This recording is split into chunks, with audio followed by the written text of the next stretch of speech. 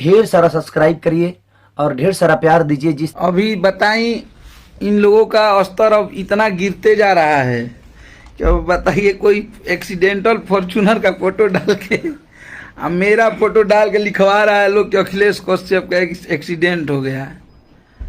अभी भगवानों के सोचे के पर एक्सीडेंट करावे में ऐसे कि 2 गो दरिंदा के इंसाफ दिवावे खातिर लड़ाई लड़त नहीं। जब तक ले दरिंदन के इंसाफ ना मिली तब तक ले अखिलेश कश्यप के कुछ नहीं हो सकत। आप लोग खुश रही जा, मस्त रही जा, ऐसा कोनो बात नहीं है।